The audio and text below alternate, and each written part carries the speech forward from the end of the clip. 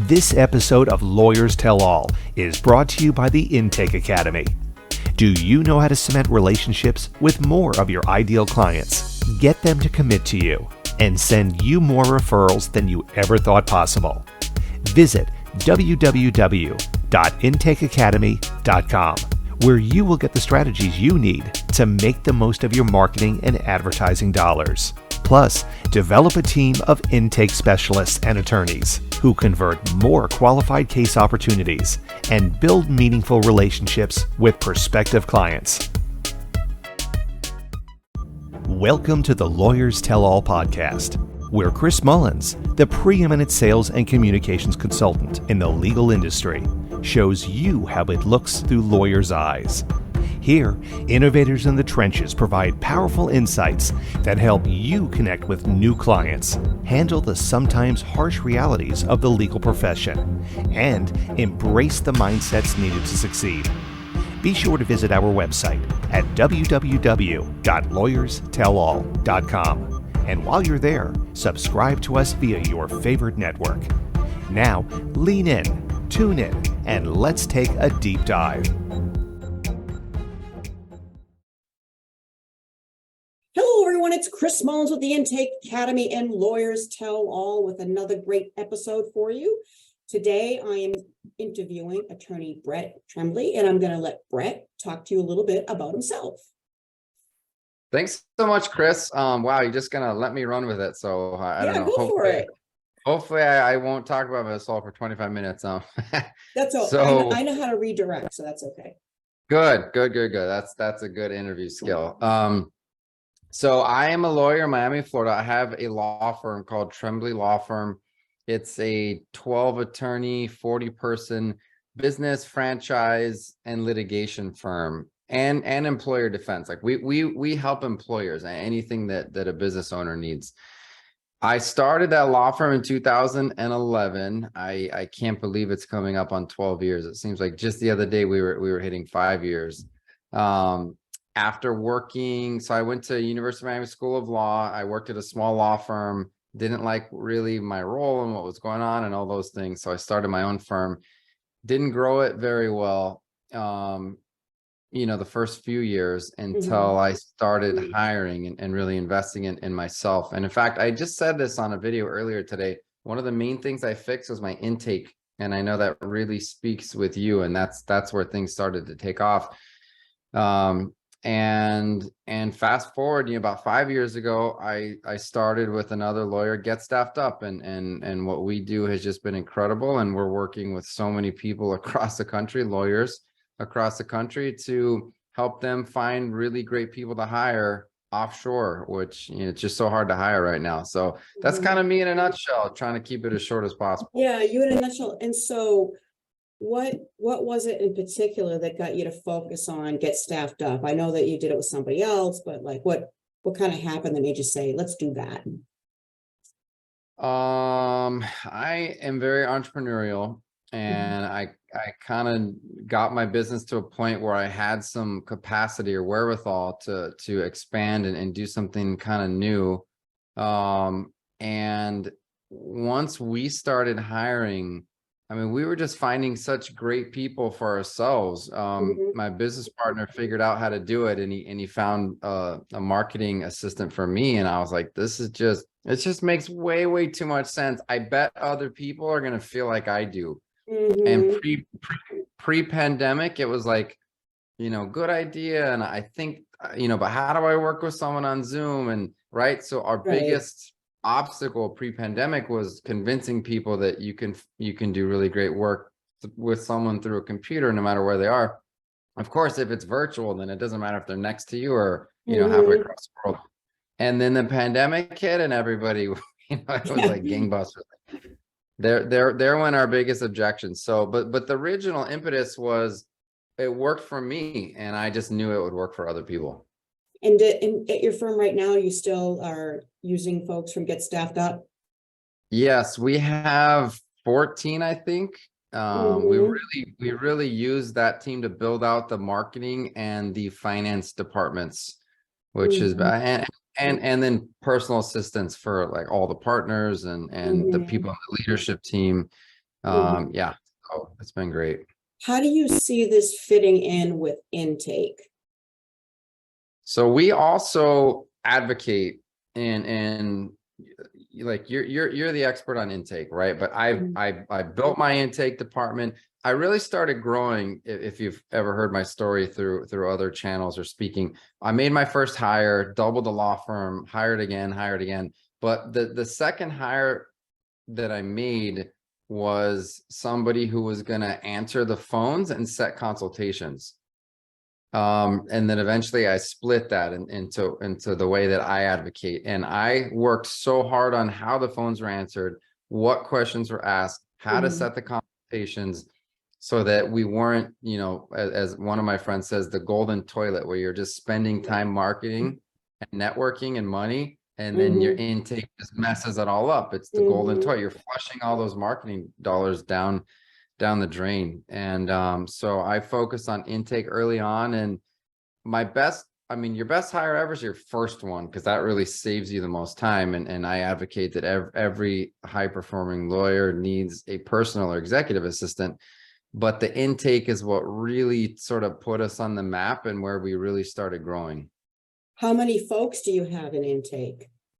We have two. We have the receptionist, and Wow. then we have two people doing the intake. So we're not a volume type firm, right? Because we're a business Mhm. firm. So we're hoping Mhm. for bigger clients, not Yeah. volume. And of course, I know people with, you know, PI firms that are 10 people answering the phones all the time. But Yeah. the idea is that if you find somebody who speaks really great English Mhm. and they're trainable and they're happy and they're good on the phone, you like, it doesn't matter that they're not here domestically. And Yeah. that's the only hurdle that we have to help clients get over. I think what I tell clients is, because they ask me all the time, like, what qualities should I look for with hiring? And the first thing I say over and over again is attitude, Hmm. attitude and character. Yep. If they got that, uh, then anything else you can train, really. You know, Yeah. nothing really gets in the way Yeah. as long as they have the right attitude and the right character, and you provide the right training and don't cut any corners and just throw them Yeah. in. You know, you're making a huge investment in them. Hmm. Yeah. I mean, we've all heard the adage, hire for attitude, train for skill. Right. Yeah. And that's, I could not agree with you more. You have somebody who's willing to learn, who wants to learn, who wants to be there. And it's harder and harder to find this domestically. Like, you can't pay someone in the US $10 an hour and expect them to make a great life for their family. It just doesn't work that way. And Mm-hmm. so it's just harder and harder to find people who are going to work with a great attitude and not be resentful and Mm-hmm. complain. And especially with inflation right now, it's like, it's just really hard to pay people what they want to make and to have them have that great attitude. And so, you know, it's really what the most rewarding thing that we've done, Chris, and I'll tell you, we got into this to help lawyers. Okay. Bottom Mm-hmm. line. What I didn't expect was how many lives we would change outside of the US. How many families we would change, how many people we would help get jobs who then could get married, buy houses, have kids, live a great life where they are instead of having to constantly leave home and leave behind everything they've ever known. It has been the most rewarding thing. And that's really what we hang our hat on as a company, is how we find the best, Mm-hmm. brightest with the top English skills of anybody in Latin America.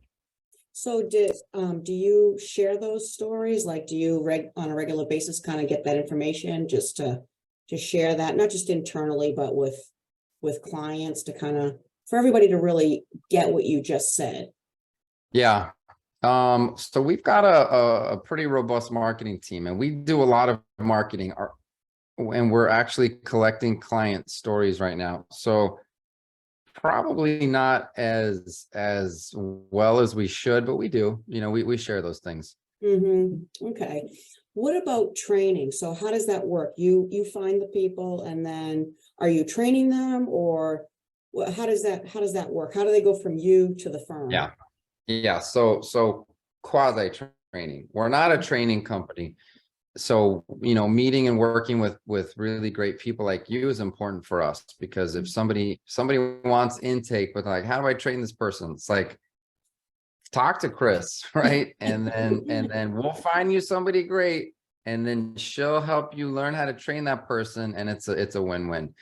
What we do is we take in, our recruiting machine is second to none. We have built just, and like, you wouldn't even believe what we seem like, still like a medium to small company, but our recruiting is just out of this world. We take in sometimes 10,000 applications per week. And then we have a system designed to whittle those down with tests and checks and English proficiency, interviews, and then more interviews, all the way down to a few hundred. And then we're putting almost 100 people sometimes through a week-long academy where we're teaching a lot of soft skills. It's like, if you're really a pilot, we want to make sure you can fly the plane, right? Right. And then so they go through that for a week, and we're paying people to fail, and we pay a lot of money to a lot of people who never make it through. Once those people have passed, now they're like, okay, you are a pilot. You are, you can do what you say. You can answer phones if that's what you're doing. You can show up on time. You dress professionally. You can read, write, speak, all those good things. Then we'll start placing them with our clients.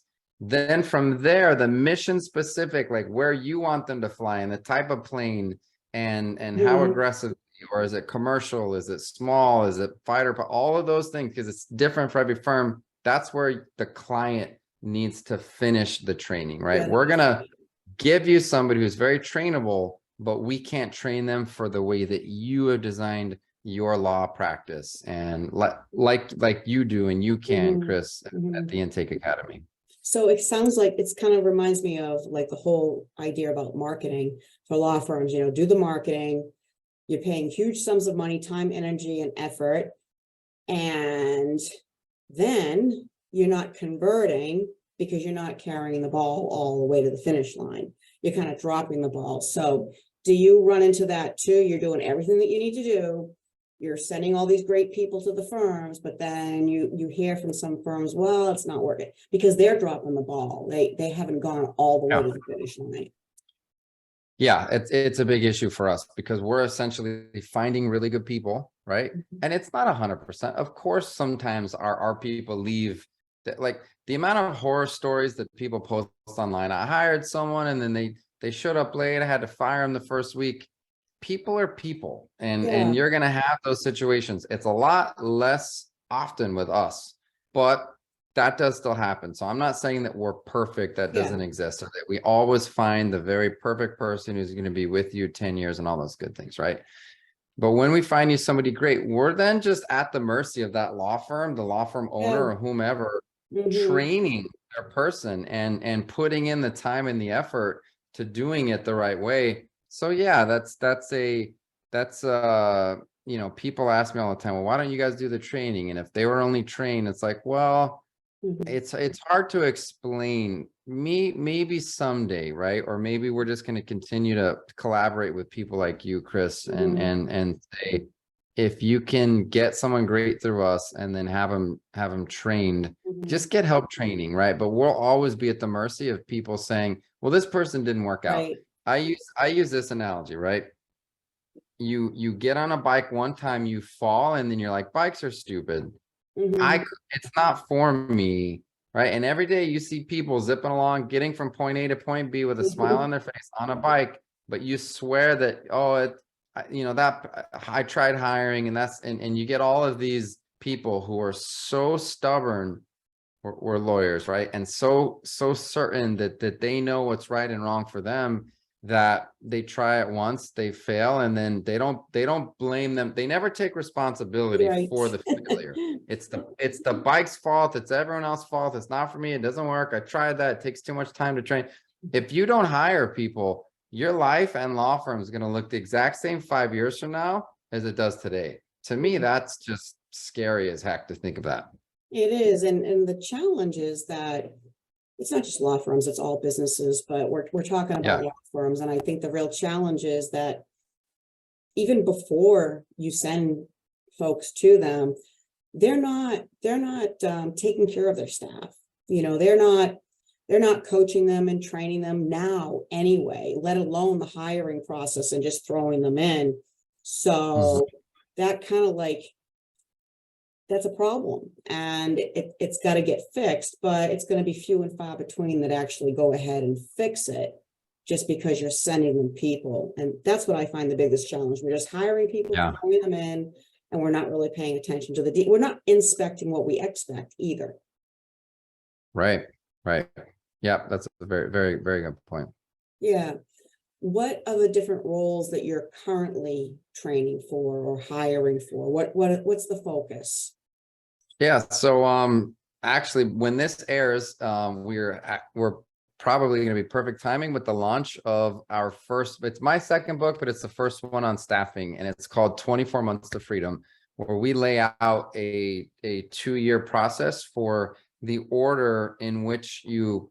And I say the order in which you should hire, but of course you could switch around a few, whatever. But based on my experience and the thousands of lawyers and law firms we've worked with, the order in which you should start hiring and then move so that you can make 7 hires and get yourself to the place where you're not a billionaire, right? You're not going to retire for the rest of your life, but at least you have a business that's not running you, that is serving you and is at the point, because every business needs marketing and sales and production and has financial needs and accounting needs. You can't just neglect those things and expect them to be taken care of, especially to get better.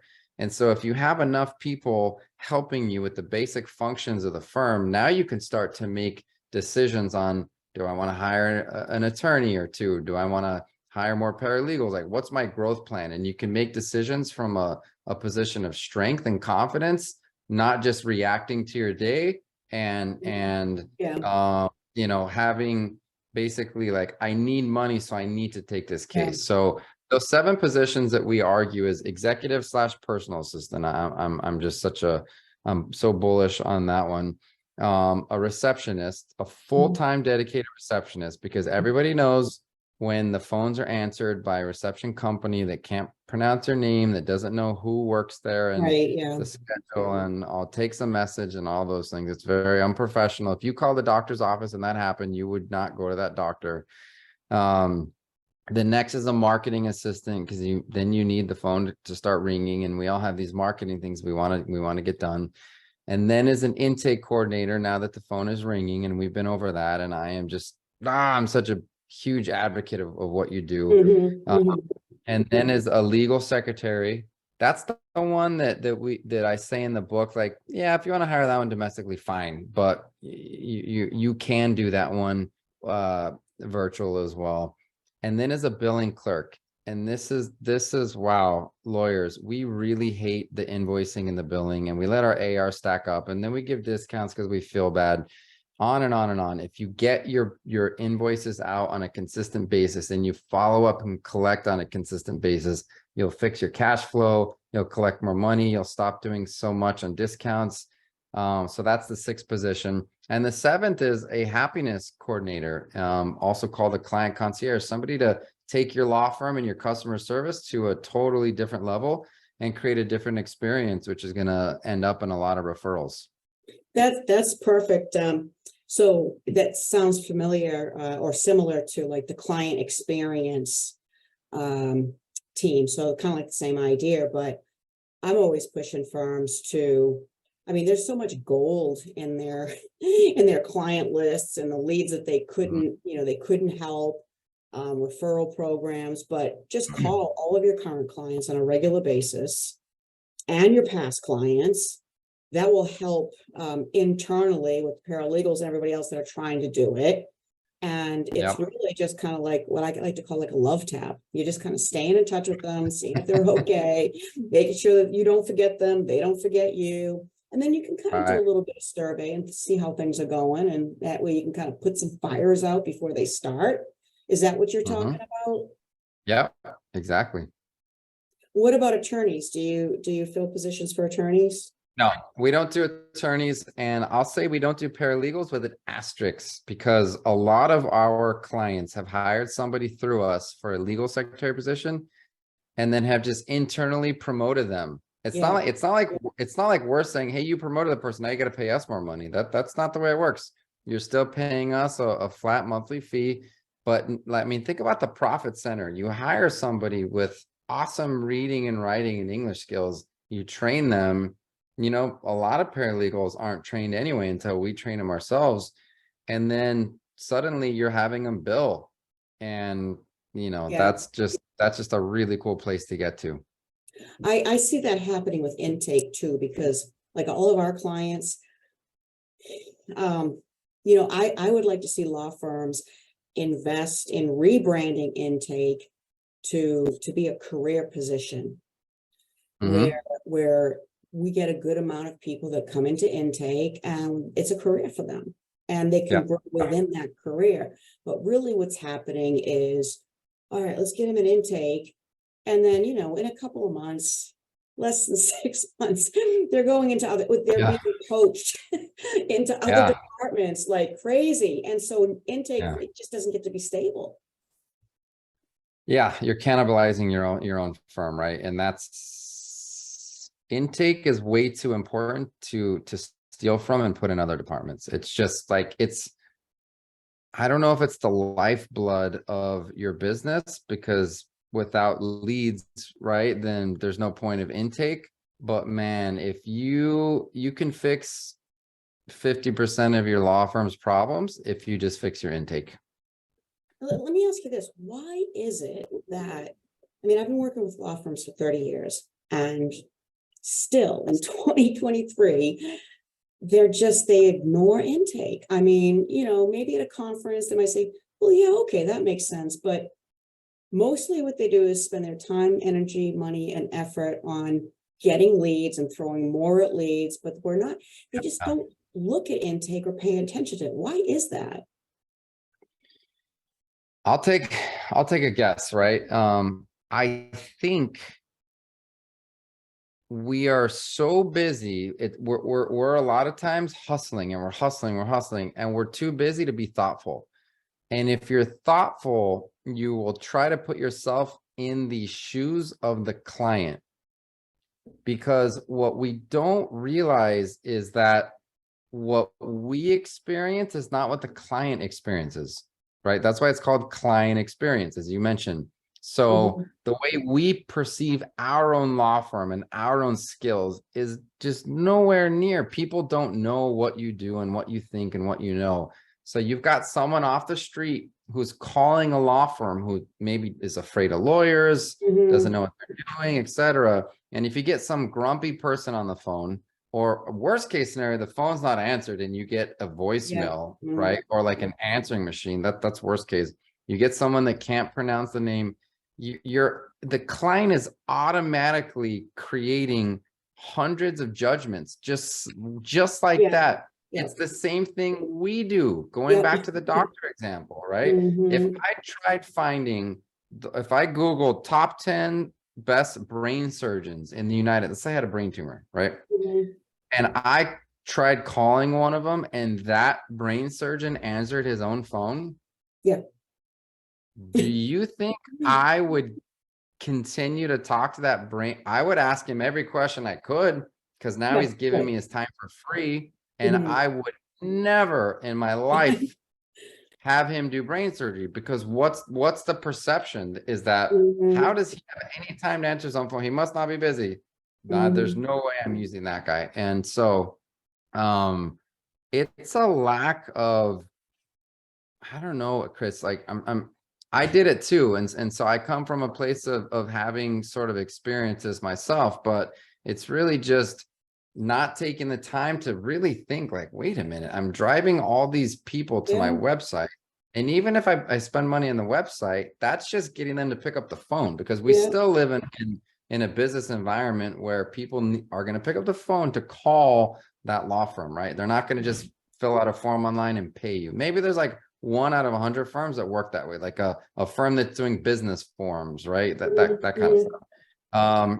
And we don't think about how important it is to create that you have the receptionist who answers the phone, and then that receptionist, and I always argue this is the right system, but you can tell me your opinion, patches them through to an intake coordinator so that you change the level of importance on the second person, and that intake coordinator is then setting the consultation or not, right? If it's the wrong person, and the lawyer doesn't come into play until the actual consultation. And if you have that system, again, your law firm will change almost overnight. Yeah, I think there's so many different types of law firms, so that process is different for different firms. But one of the things that I like to focus on is when that lead calls, when that prospect calls, after they get their experience with the receptionist, you get them right to intake, and it's a one call close. That's it. Yep. They're on the phone with that person right there. They get the experience. Do it then. Don't have any lulls in the relationship and the emotions of that phone call, because they're just going to call another firm, and then you have to chase them. And we don't want to chase because we never get in touch with them again. Right. Exactly. Yeah. Yeah. I couldn't agree more. And then let's say you do book the consultation, your intake coordinator can follow up, can send you emails, we're really excited to see you, all of the things that you need a person to do. Sure, you can set some automations there, but again, people know when it's an automated email because it's never going to nail it right just quite correctly. It's gonna read like a form email. Yeah. Talk just a little bit more about your book. Just it sounds like it's for the attorney, right? It's for the law firm. Yeah. So just give a little bit more. I don't have to give everything away, but just a little bit more about the book so that people understand, they separate it from what you do versus you're doing this for the attorney. Yeah. The book goes into look, there's a lot of coaching, and I'm a huge advocate of coaching. And there's a lot of mentors, and just make sure you find the right one, because sometimes you're asking somebody just because they're older than you doesn't mean they know how to run a law firm, right? And there's a lot of marketing coaches and programs now, but they all actually lead back to the same road. Whether you calculate how many, the amount of money you want to make, it could be $1 million, it could be 500,000. The amount of leads you need, right? It could be 500, it could be 250, it could be 1,000. In order to set the amount of consultations you need, could be 100, 200, 300, right? In order to get the amount of new clients, could be 50 to 100.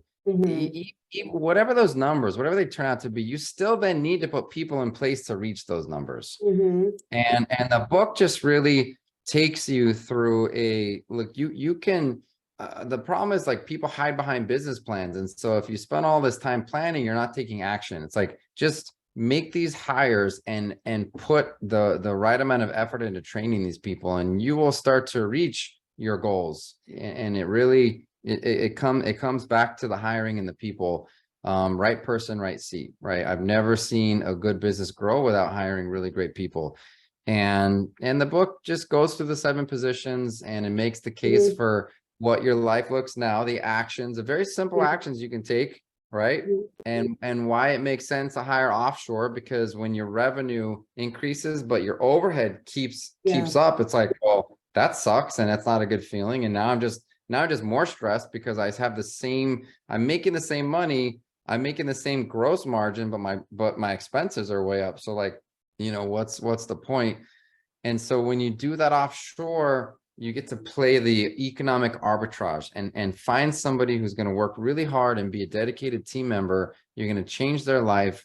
You're then going to have the margins to eventually hire more people domestically as well. And that's the end goal. But getting you through the 24 months, so you're at the place where you can make choices from confidence and make logical, calculated moves next, depending on what you want to do with your law firm. Some people want to have very small law firms, and some people, want to grow like crazy, and anywhere in between. So that's what it is. We're not saying that after 24 months, you're on the beach and you're never working again. We're just saying this is how you get your business under control, so then you can really start to do fun things. Yeah. Let me ask you this last question here. My opinion from any communications I've had or training with offshore folks is they want to work. Like they just want to work. And it is different than it is here in the States. It's a very different mentality. Mhm. Do you feel the same way? 100%. I mean, we find, look, our internal team, it gets staffed up, not counting the hundreds of law firms we work with and the thousands of people that we've placed. We have our own internal team for Get Staffed Up of 100. I think we're over 160 now. Mhm. And all but like 10 are offshore. Like, how can we grow such a great company without doing what we tell other people they can do? And the proof's in the pudding. Just like you said, we find really awesome people that want to work hard and have a career. Like you said, we're positioning this to be a career, not just a job. Right. Yeah, I think it's like awesome and magical and amazing, the whole idea of the stories of the lives that you're changing. I love that. I love that a lot. That has to feel really good, not just for you, but for your entire team, and hopefully and ideally for law firms being part of that whole thing. So I think that's wonderful. Thank you. I appreciate you saying that. Yeah. Any last words for everybody?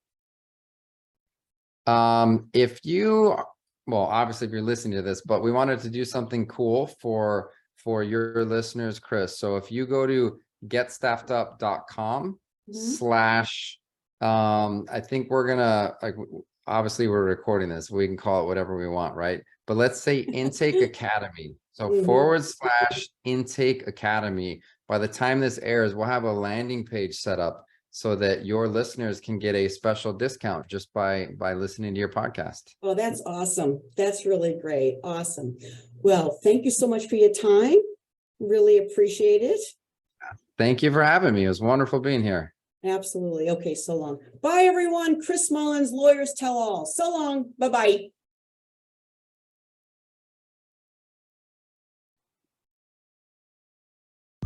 Thank you for tuning in to Lawyers Tell All, where Chris Mullins takes you on a journey with lawyers in the trenches who show you the realities of what it takes to succeed in this chaotic, crowded, ever-changing profession. Remember to visit our website at www.lawyerstellall.com and enjoy even more great episodes like this one. Again, while you're here, subscribe to us via your favorite network. We look forward to seeing you next time on Lawyers Tell All.